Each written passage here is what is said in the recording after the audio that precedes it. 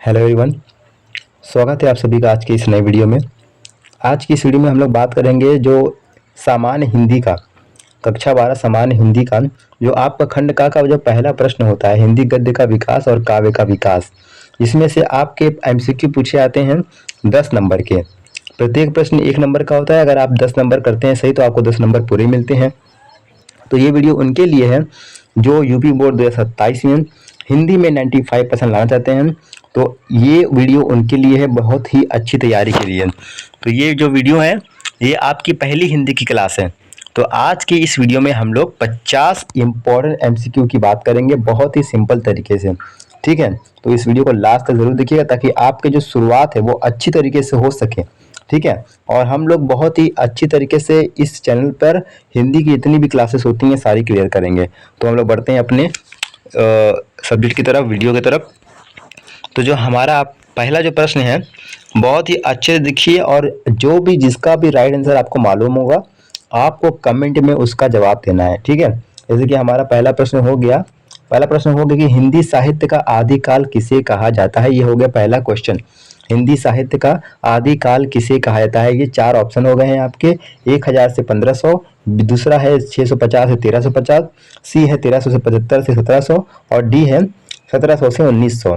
ठीक है, इसका राइट आंसर क्या होगा बताइए। आप लोग फटाफट बताने का प्रयास करिए कि हिंदी साहित्य का जो आदिकाल है, इसका जो समय होता है वो आदिकाल का समय कब है, किसे कहा जाता है। तो इसका राइट आंसर पता है क्या होगा। इसका राइट आंसर हो जाएगा ऑप्शन बी, 650 से 1350। ठीक है, तो पहला क्वेश्चन हम लोगों ने बहुत ही सिंपल तरीके से क्लियर कर लिया है। शुरुआत अच्छी होगी आपकी तो आप लोग हिंदी में कम से कम 95% ला सकते हैं। बहुत ज़्यादा बहुत हिंदी में सिर्फ आपको एफर्ट लगाना है, आपको बहुत ही अच्छी तरीके से पढ़ने की कोशिश करना है। इसीलिए मैं सबसे पहले वीडियो बना रहा हूँ एमसीक्यू के बारे में, ताकि आपका जो एमसीक्यू पूछता है उससे तैयारी की जाए। ठीक है, उसके बाद दूसरा क्वेश्चन की तरफ हम लोग बढ़ते हैं। दूसरा क्वेश्चन हमारा पूछ रहा है कि भक्ति काल का समय क्या माना जाता है। भक्ति काल का समय क्या माना जाता है, फटाफट आप इसका जवाब दीजिए कमेंट में। भक्ति काल का समय क्या माना जाता है, तो इसका राइट आंसर क्या हो जाएगा। भक्ति काल का समय जो है वो क्या माना जाता है, तो ऑप्शन ए इसका राइट आंसर हो जाएगा। 1375 से 1700 जो है वो भक्ति काल का समय है। ठीक है, जो भक्ति काल का जो समय है वो 1375 से 1700 तक माना जाता है।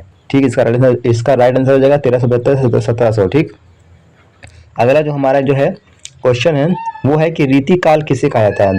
हमारा प्रश्न क्या है, रीतिकाल किसे कहा जाता है, रीतिकाल किसे कहा जाता है। तो इसका राइट आंसर क्या हो जाएगा। ऑप्शन इसका है 1700 से 1900, ऑप्शन बी है 1375 से 1700, ऑप्शन सी है 650 से 1350, उसके बाद ऑप्शन डी हमारा है 1900 से 1950। तो इसका राइट आंसर क्या हो जाएगा, कमेंट में इसका जवाब दीजिए कि रीतिकाल किसे कहा जाता है। जो रीतिकाल का समय है वो किसे कहा जाता है, तो इसका राइट आंसर क्या हो जाएगा। तो इसका राइट आंसर हो जाएगा आपका option A is the right answer. ठीक है, रीतिकाल किसे कहा जाता है, जो रीतिकाल का जो समय है वो 1700 से 1900 है। अब बढ़ते हैं अपने अगले क्वेश्चन की तरफ। अगला क्वेश्चन हमारा है कि आधुनिक काल की शुरुआत कब मानी जाती है। आधुनिक काल की जो शुरुआत है वो कब मानी जाती है। हमारा जो चौथा क्वेश्चन है वो ये है कि आधुनिक काल की जो शुरुआत है वो कब मानी जाती है। इसका राइट आंसर क्या हो जाएगा। आपके सामने 4 ऑप्शन है, 4 ऑप्शन में से कोई एक इसका राइट आंसर है। ये आधुनिक काल की जो शुरुआत है वो कब मानी जाती है, 1800, 1900 या 1700 या 2000। क्या होगी इसका शुरुआत कब है, आधुनिक काल की शुरुआत कब से मानी जाती है। तो इसका राइट आंसर हो जाएगा ऑप्शन बी 1900 से। आधुनिक काल की जो शुरुआत है वो 1900 से मानी जाती है। ठीक है, बढ़ते हैं अपने अगले क्वेश्चन की तरफ। अगला क्वेश्चन हमारा है कि भक्ति काल के प्रमुख कवि कौन है। भक्ति काल के प्रमुख कवि कौन है, इसका राइट आंसर क्या हो जाएगा। भक्ति काल के प्रमुख कवि कौन है। ऑप्शन ए है कबीर, ऑप्शन बी है सूरदास, ऑप्शन सी है तुलसीदास या ऑप्शन डी उपरोक्त सभी। तो राइट आंसर इसका क्या हो जाएगा, तो राइट आंसर इसका हो जाएगा आपका उपरोक्त सभी। उपरोक्त सभी इसका राइट आंसर हो जाएगा। मतलब जितने भी आपके हैं ना, कबीर हैं, सूरदास है, तुलसीदास हैं, ये सब भक्ति काल के प्रमुख कवि हैं। ठीक, बढ़ते हैं अगले क्वेश्चन की तरफ। अगला क्वेश्चन हमारा ये है कि रामचरितमानस के रचयिता कौन है। रामचरितमानस के रचयिता कौन है, इसका राइट आंसर क्या होगा, कमेंट बॉक्स में आप लोग इसका रिप्लाई करिए कि रामचरितमानस के रचयिता कौन है। सूरदास हैं, कबीर दास हैं, तुलसीदास हैं या रहीम है, कौन है।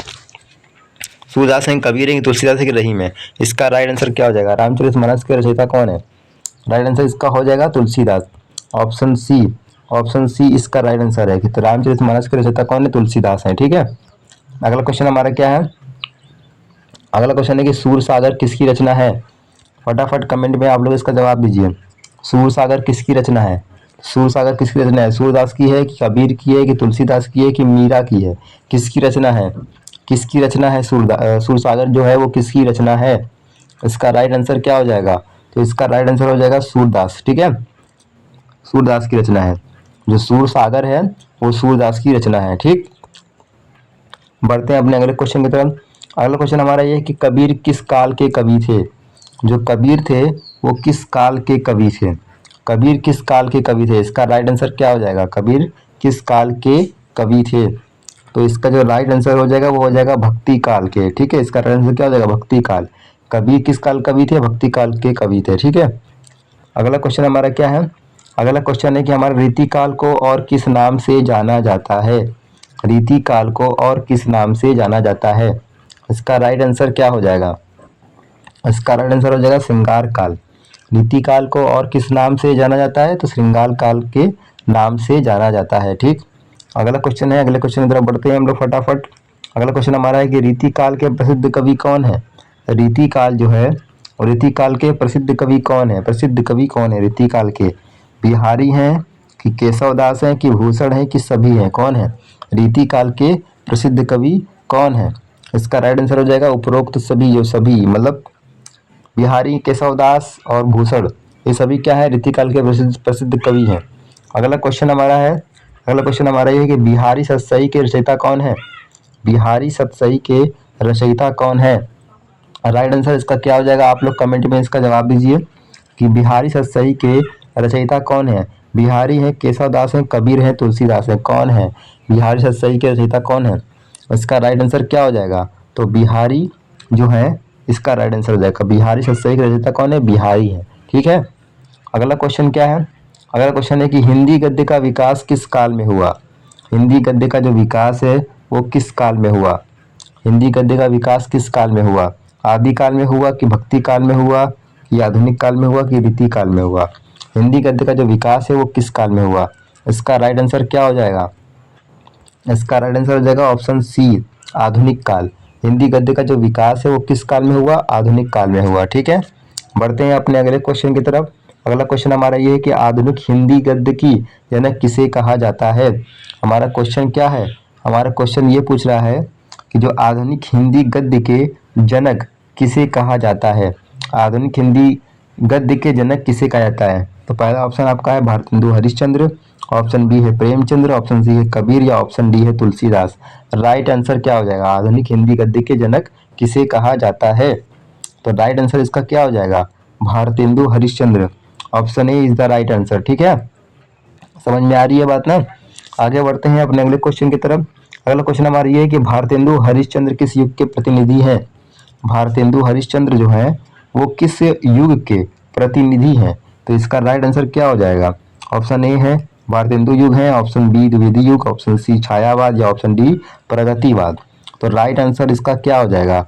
राइट आंसर इसका हो जाएगा option A is the right answer. ठीक है, भारतेंदु हरिश्चंद्र किस युग के प्रतिनिधि हैं? भारतेंदु युग के। ठीक है, अगला क्वेश्चन हमारा क्या है? अगला क्वेश्चन हमारा है महावीर प्रसाद द्विवेदी किस युग से जुड़े हैं? महावीर प्रसाद द्विवेदी जो है वो किस युग से जुड़े हैं? ठीक है, महावीर प्रसाद द्विवेदी किस युग से जुड़े हैं? तो ऑप्शन आपका देख लीजिए, चार ऑप्शन आपके सामने हैं। इसका राइट आंसर क्या हो जाएगा? महावीर प्रसाद द्विवेदी किस युग से जुड़े हैं? राइट आंसर इसका हो जाएगा ऑप्शन ए, द्विवेदी युग से जुड़े हैं। ठीक है, बढ़ते हैं अपने अगले क्वेश्चन की तरफ। अगला क्वेश्चन हमारा क्या है कि छायावाद के चार प्रमुख स्तंभ कौन है? छायावाद जो है, छायावाद के चार प्रमुख स्तंभ कौन है? राइट आंसर इसका क्या हो जाएगा? ऑप्शन ए आपका है जयशंकर प्रसाद, ऑप्शन बी है सूर्यकांत त्रिपाठी निराला, ऑप्शन सी है सौमित्रानंदन पंत या option D Mahadevi Verma. Right answer इसका क्या हो जाएगा? तो जो छायावाद के जो चार प्रमुख स्तंभ कौन है? जो ये सभी हैं, जयशंकर प्रसाद भी हैं, ठीक है, सूर्यकांत त्रिपाठी निराला, सौमित्रानंदन पंत और महादेवी वर्मा, ये सभी क्या है? छायावाद के चार प्रमुख स्तंभ हैं। ठीक है, अगला क्वेश्चन हमारा क्या है? बढ़ते हैं अगले क्वेश्चन की तरफ। जयशंकर प्रसाद किस आंदोलन से जुड़े हैं? जयशंकर प्रसाद जो है वो किस आंदोलन से जुड़े हैं? राइट आंसर इसका क्या हो जाएगा? छायावाद या प्रगतिवाद या प्रयोगवाद या रीतिकाल? जयशंकर प्रसाद जो है वो किस आंदोलन से जुड़े हैं? राइट आंसर इसका क्या हो जाएगा? छायावाद। ठीक है, राइट आंसर इसका हो जाएगा छायावाद। अगला क्वेश्चन क्या है हमारा? अगला क्वेश्चन हमारा है कि प्रगतिवाद की शुरुआत कब मानी जाती है? प्रगतिवाद की जो शुरुआत है वो कब मानी जाती है? प्रगतिवाद की शुरुआत कब मानी जाती है? 1936, 1920, 1940 या 1950? राइट आंसर इसका क्या हो जाएगा? तो ऑप्शन ए इसका राइट आंसर हो जाएगा 1936। प्रगतिवाद की शुरुआत कब मानी जाती है? 1936। अगला क्वेश्चन हमारा क्या है? अगला क्वेश्चन हमारा है कि प्रगतिवादी कवि कौन है? प्रगतिवादी जो कवि है वो कौन है? ठीक है, प्रगतिवादी कवि कौन है? नागार्जुन है कि केदारनाथ अग्रवाल है कि त्रिलोचन है कि सभी हैं? राइट आंसर इसका क्या हो जाएगा? फटाफट आप लोग कमेंट में जवाब दीजिए। तो इसका राइट आंसर हो जाएगा उपरोक्त सभी। ठीक है, अगला क्वेश्चन हमारा क्या है? अगला क्वेश्चन हमारा है कि नई कविता का संबंध किस काल से है? नई कविता का जो संबंध है वो किस काल से है? नई कविता का संबंध किस काल से है? आधुनिक काल से है कि रीति काल से है कि आदि काल से है कि भक्ति काल से है? राइट आंसर इसका क्या हो जाएगा? फटाफट आप लोग कमेंट में इसका जवाब दीजिए। ऑप्शन ए इसका राइट आंसर हो जाएगा। ठीक है, आधुनिक काल। नई कविता का जो इस संबंध है वो किस काल से? वो आधुनिक काल से है। अगला क्वेश्चन हमारा क्या है? अगला क्वेश्चन हमारा ये है कि हिंदी गद्य की प्रमुख विद्या कौन सी है? हिंदी गद्य की प्रमुख विद्या कौन सी है? इसका राइट आंसर क्या हो जाएगा? हिंदी गद्य की जो प्रमुख विद्या है वो कौन सी है? कहानी है कि उपन्यास है या नाटक या सभी? राइट आंसर इसका क्या हो जाएगा? फटाफट कमेंट में आप लोग जवाब दीजिए। तो कहानी, उपन्यास, नाटक ये सभी क्या है? ये सभी क्या है? हिंदी गद्य की प्रमुख विद्या है। ठीक है, आगे बढ़ते हैं हम लोग। अगला क्वेश्चन हमारा क्या है कि हिंदी के महान उपन्यासकार कौन है? हिंदी के महान उपन्यासकार कौन है? प्रेमचंद है, निराला है कि कबीर है या बिहारी है? राइट आंसर इसका क्या हो जाएगा? तो option A is the right answer, Premchand. Hindi के महान उपन्यासकार कौन है? प्रेमचंद है। ठीक है, अगला क्वेश्चन हमारा क्या है? अगला क्वेश्चन हमारा है कि गोदान के लेखक कौन है? गोदान के लेखक कौन है? राइट आंसर इसका क्या हो जाएगा? फटाफट आप लोग कमेंट में इसका जवाब दीजिए कि जो गोदान है, गोदान के लेखक कौन है? प्रेमचंद है कि निराला है कि पंत है या प्रसाद है? गोदान के लेखक कौन है? राइट आंसर इसका क्या हो जाएगा? तो आई होप आप लोग को पता होगा, ये प्रेमचंद जी हैं। गोदान के लेखक कौन है? प्रेमचंद है। ठीक है, अगला क्वेश्चन हमारा क्या है? प्रेमचंद को किस नाम से जाना जाता है? हमारा क्वेश्चन क्या है? हमारा क्वेश्चन बहुत अच्छा है कि प्रेमचंद को किस नाम से जाना जाता है? तो ऑप्शन ए है उपन्यास सम्राट, ऑप्शन बी है कवि सम्राट, ऑप्शन सी है नाटक सम्राट, ऑप्शन डी है कहानी सम्राट। राइट आंसर इसका क्या होगा? आप लोग कमेंट में इसका जवाब दीजिए। इसका राइट आंसर हो जाएगा आपका उपन्यास सम्राट। ठीक है, प्रेमचंद को किस नाम से जाना जाता है? उपन्यास सम्राट के नाम से जाना जाता है। अगला क्वेश्चन हमारा क्या है? देखते हैं कि हिंदी कहानी का विकास किस काल में हुआ। ठीक है, हमारा क्वेश्चन क्या है? हमारा क्वेश्चन है कि हिंदी कहानी का जो विकास है वो किस काल में हुआ?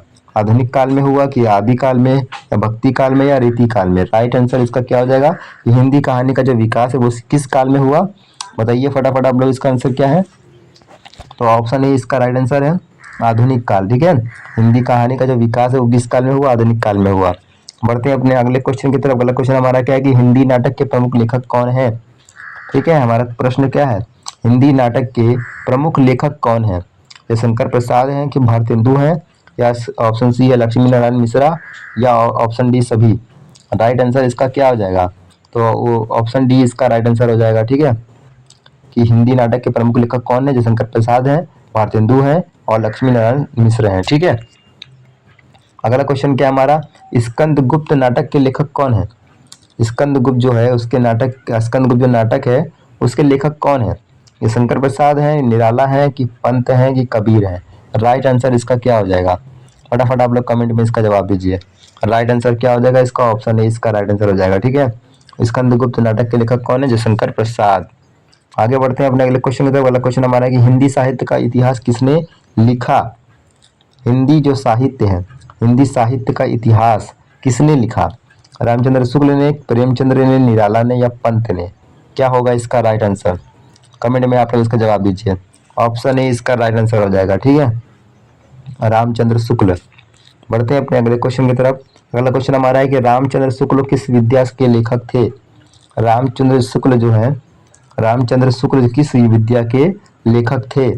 ऑप्शन आपके सामने है। क्या है इसका राइट आंसर? आलोचन आलोचक, कवि, कहानीकार या नाटककार। राइट आंसर इसका क्या हो जाएगा? तो आलोचक है। ठीक है, कि रामचंद्र शुक्ल किस विद्या के लेखक थे? आलोचक। अगला क्वेश्चन क्या है हमारा? अगला क्वेश्चन है कि महादेवी वर्मा किस आंदोलन से जुड़ी हैं? इसका राइट आंसर क्या हो जाएगा? महादेवी वर्मा जो है वो किस आंदोलन से जुड़ी है? छायावाद से, प्रगतिवाद से, प्रयोगवाद से या रीतिकाल से? राइट आंसर इसका क्या हो जाएगा? राइट आंसर इसका हो जाएगा छायावाद। ठीक है, अगला क्वेश्चन क्या है हमारा? अगला क्वेश्चन है कि सूरदास किस भक्ति शाखा से जुड़े हैं? सूरदास जो हैं वो किस भक्ति शाखा से जुड़े हैं? फटाफट आप लोग कमेंट में इसका जवाब दीजिए। सूरदास किस भक्ति शाखा से जुड़े हैं? इसका राइट आंसर क्या हो जाएगा? जो सूरदास है ना वो किस भक्ति शाखा से जुड़े हैं? सगुण भक्ति, निर्गुण भक्ति, ज्ञान मार्ग या कर्म मार्ग? राइट आंसर इसका क्या हो जाएगा?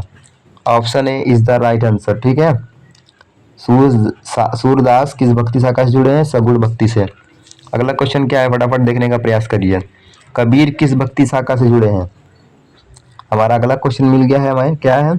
कबीर जो है वो किस भक्ति शाखा से जुड़े हैं? राइट आंसर इसका क्या हो जाएगा?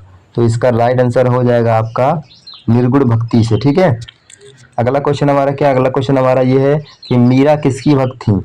मीरा जो है, मीरा किसकी भक्त थी? मीरा किसकी भक्त थी? कृष्ण की भक्त थी कि राम की या कि शिव की या विष्णु की? जो मीरा थी वो किसकी भक्त थी? इसका जवाब दीजिए कमेंट में फटाफट आप लोग। क्या हो जाएगा इसका राइट आंसर? तो जो मीरा थी वो कृष्ण की भक्त थी। ठीक है, अगला क्वेश्चन हमारा क्या है? अगला क्वेश्चन हमारा है कि रीति काल में किस रस की प्रधानता है? रीति काल में किस रस की प्रधानता है? हमारा क्वेश्चन है कि रीति काल में किस रस की प्रधानता है? श्रृंगार रस, वीर रस, करुण रस या अद्भुत रस? कौन सा रस है बताइए फटाफट आप लोग कमेंट में इसका आंसर राइट आंसर दीजिए। तो इसका राइट आंसर हो जाएगा श्रृंगार। ठीक है, श्रृंगार रस। रीति काल में किस रस की प्रधानता है? श्रृंगार रस की। अगला क्वेश्चन क्या हमारा? अगला क्वेश्चन हमारा है सतसई किस प्रकार की रचना है? सतसई जो है वो किस प्रकार की रचना है? सतसई किस प्रकार की रचना है? राइट आंसर इसका क्या हो जाएगा? Option A is the right answer, दोहा संग्रह। ठीक है, अगला क्वेश्चन हमारा क्या है? फटाफट देखने का प्रयास करिए। हिंदी गद्य का विकास किस युग में तेज हुआ? इसका राइट आंसर दीजिए फटाफट। क्या होगा इसका राइट आंसर? कि हिंदी गद्य का जो विकास है वो किस युग में तेज हुआ? भारतेंदु युग में हुआ कि द्विवेदी युग में कि छायावाद में कि सभी में? किस में हुआ? इसका राइट आंसर क्या हो जाएगा? राइट आंसर इसका क्या हो जाएगा? ऑप्शन डी इसका राइट आंसर हो जाएगा कि हिंदी गद्य का विकास किस युग में तेज हुआ? भारतेंदु युग में भी तेज हुआ, द्विवेदी युग में भी, छायावाद में भी। ठीक है, अगला क्वेश्चन हमारा क्या? अगला क्वेश्चन हमारा है कि छायावाद में किस भाव की प्रधानता है? छायावाद में किस भाव की प्रधानता है? राइट आंसर इसका क्या हो जाएगा? Option A is the right answer. ठीक है, प्रकृति और प्रेम। अगला क्वेश्चन हमारा क्या है? अगला क्वेश्चन हमारा है कि प्रगतिवाद में किस विषय पर जोर दिया गया? प्रगतिवाद में किस विषय पर जोर दिया गया? प्रगतिवाद में किस विषय पर जोर दिया गया? इसका राइट आंसर क्या हो जाएगा? तो option A is the right answer, समाज और श्रमिक। ठीक है, बढ़ते अपने नेक्स्ट क्वेश्चन की तरफ। नेक्स्ट क्वेश्चन हमारा है कि नई कविता किससे संबंधित है? नई कविता जो है वो किससे संबंधित है? इसका राइट आंसर क्या हो जाएगा? नई कविता किससे संबंधित है? फटाफट आप लोग इसका राइट आंसर कमेंट में दीजिए। क्या हो जाएगा इसका राइट आंसर? तो राइट आंसर जो है इसका हो जाएगा आधुनिक जीवन। ठीक है, अगला क्वेश्चन हमारा क्या है? अगला क्वेश्चन हमारा है कि प्रयोगवाद के प्रमुख कवि कौन है? प्रयोगवाद के प्रमुख कवि कौन है? प्रयोगवाद के प्रमुख कवि कौन है? इसका राइट आंसर क्या हो जाएगा? इसका राइट आंसर हो जाएगा ऑप्शन ए, अज्ञेय। ठीक है, उसके बाद अगला क्वेश्चन हमारा क्या है? अगला क्वेश्चन हमारा है कि तार सप्तक का संपादन किसने किया? तार सप्तक का संपादन किसने किया? तार सप्तक का संपादन किसने किया? अज्ञेय प्रसाद पंत प्रेमचंद। राइट आंसर क्या हो जाएगा इसका? राइट आंसर हो जाएगा अज्ञेय। ठीक है, तो उसके बाद अगला क्वेश्चन हमारा क्या है? अगला क्वेश्चन हमारा ये है कि आधुनिक हिंदी कविता की शुरुआत किससे मानी जाती है? राइट आंसर इसका क्या हो जाएगा? आपका क्वेश्चन है कि आधुनिक हिंदी कविता की जो शुरुआत है वो किससे मानी जाती है? भारतेंदु, कबीर, तुलसीदास, सूरदास। राइट आंसर इसका क्या हो जाएगा? राइट आंसर हो जाएगा इसका ऑप्शन ए, भारतेंदु। ठीक है, अगला क्वेश्चन हमारा क्या है? अगला क्वेश्चन हमारा है कि हिंदी साहित्य में युग प्रवर्तक किसे कहा जाता है? क्या उस क्वेश्चन क्या है आपका कि हिंदी साहित्य में युग प्रवर्तक किसे कहा जाता है? राइट आंसर इसका क्या हो जाएगा? ऑप्शन ए इसका राइट आंसर हो जाएगा भारतेंदु। ठीक, बढ़ते हैं अपने अगले क्वेश्चन की तरफ, जल्दी जल्दी देखने का प्रयास करते हैं कि द्विवेदी युग में किस पर जोर दिया गया। क्वेश्चन क्या है, क्वेश्चन ये है आपका कि द्विवेदी युग में किस पर जोर दिया गया। भाषा शुद्धि पर दिया गया, श्रृंगार पर दिया गया, वीरता पर दिया गया या भक्ति पर दिया गया। किस पर जोर दिया गया, राइट आंसर क्या हो जाएगा इसका, भाषा और शुद्धि पर। ठीक है, अगला क्वेश्चन क्या है हमारा, अगला क्वेश्चन हमारा है कि छायावाद का समय क्या है। छायावाद का समय क्या है, राइट आंसर क्या होगा इसका, कमेंट में जवाब दीजिए आप लोग। छायावाद का समय क्या है, 1918 से 1936 है कि 1800 से 1900 है कि 375 से 1700 या 1700 से 1900। राइट आंसर इसका बताइए क्या होगा, राइट आंसर हो जाएगा इसका 1918 से 1936। ठीक है, अगला क्वेश्चन है क्या कि प्रगतिवाद का मुख्य उद्देश्य क्या था। प्रगतिवाद का मुख्य उद्देश्य क्या था, प्रगतिवाद का मुख्य उद्देश्य क्या था, इसका राइट आंसर क्या हो जाएगा, समाज सुधार। ठीक है, प्रगतिवाद का मुख्य उद्देश्य क्या था, समाज सुधार। अगला क्वेश्चन क्या है, अगले क्वेश्चन की तरफ बढ़ते हैं हम लोग जल्दी जल्दी। नई कविता का समय क्या है, नई कविता का समय क्या है, नई कविता का समय क्या है, इसका राइट आंसर क्या हो जाएगा, इसका राइट आंसर हो जाएगा 1950 के बाद। नई कविता का समय क्या है, 1950 के बाद, इसका राइट आंसर हो जाएगा। अगला क्वेश्चन हमारा क्या, अगला क्वेश्चन हमारा ये है कि हिंदी साहित्य के इतिहासकार कौन है। हिंदी साहित्य के इतिहासकार कौन है, हिंदी साहित्य के इतिहासकार कौन है। Option Ramchandra Shukla, option B Premchandra, option C Nirala या ऑप्शन डी पंत। कौन है इसका राइट आंसर, तो ऑप्शन इसका राइट आंसर हो जाएगा रामचंद्र शुक्ल। ठीक है, रामचंद्र शुक्ल, हिंदी साहित्य के इतिहासकार कौन है, रामचंद्र शुक्ल है। अगला क्वेश्चन हमारा है कि आधुनिक हिंदी साहित्य का प्रारंभ किसे माना जाता है। क्वेश्चन क्या हमारा है, ये आधुनिक हिंदी साहित्य का प्रारंभ किससे माना जाता है, भारतेंदु, कबीर, तुलसीदास या सूरदास। ठीक है, आधुनिक हिंदी साहित्य का प्रारंभ किससे माना जाता है, तो इसका राइट आंसर हो जाएगा option A is the right answer, Bharatendu. ठीक है, आधुनिक हिंदी साहित्य का प्रारंभ किससे माना जाता है, भारतेंदु को। उसके बाद बढ़ते हैं अपने आप हम लोग नेक्स्ट क्वेश्चन की तरफ, जो कि हमारा लास्ट क्वेश्चन है। हिंदी गद्य का सबसे लोकप्रिय रूप क्या है।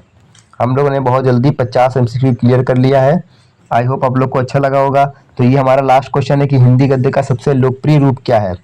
तो इसका ऑप्शन सुनिए, कहानी, ऑप्शन बी कविता, ऑप्शन सी नाटक या ऑप्शन डी दोहा। राइट आंसर इसका क्या हो जाएगा, हिंदी गद्य का सबसे लोकप्रिय रूप क्या है, कहानी। ठीक है, कहानी जो है वो लोकप्रिय रूप है। तो हम लोगों ने 50 MCQ इस वीडियो में क्लियर कर लिया है, आप लोग को आई होप समझ में आया होगा। ये जो कक्षा 12 सामान्य हिंदी का खंड का जो पहला प्रश्न होता है वो इसी से पूछता है, जो आपके बोर्ड एग्जाम में बहुत ही महत्वपूर्ण है, आपके 10 नंबर का पूछता है।